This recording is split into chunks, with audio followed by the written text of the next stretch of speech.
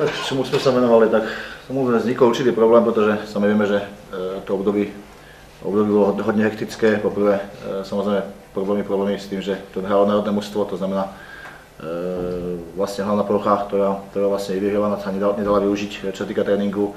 Samozrejme boli problémy, že musíme opustiť kabínu, takže sme to museli popresovať, tým pádom samozrejme aj problém regenerácie, ktorú tam máme, a ten najväčší problém, ktorý vznikol, samozrejme to počasie, kde sme samozrejme museli improvizovať, zmeniť tie tréningy, takže vlastne tak, jak sme chceli a jak to robíme vlastne, že tú kondičnú stránku máme v hrách a v určitých nácvikoch, kde sme to chceli ešte zlepšovať, tak sme sa zamerali len na kondičnú stránku, pretože po minulom týždni sa dalo veľmi zle trénovať a problém bol aj tých hráčov, ktorí mali menšie problémy, to znamená zdravotné, nám vypadli nám samozrejme z národného mužstva jednotky hráči, takže hovorím, hodne improvizácie a hodne hektický týždeň. Museli zrušit taky ten přípravný zápas kvůli počasí. To vás mrzí hodně, že třeba hráči trochu vypadnou z toho rytmu?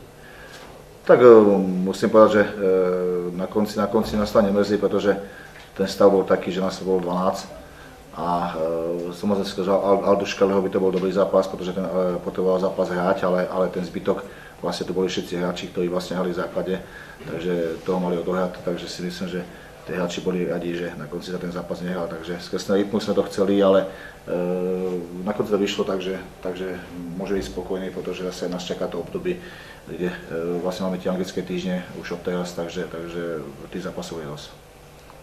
Ale Škerle, zmínil jste to sám, tak jak to s ním vypadá? Už je 100% připravený? Vypadá, že je pripravený 100%, to znamená, že hlavne zdravotne je v poriadku. Otázka samozrejme neviem, akom je stave, čo sa týka hernom, pretože je to zložité aj v tom podnebi, ktoré je, takže uvidíme jak v piatok. A je to pro vás teď nějaký teda téma k řešení nebo dilema? Určite je.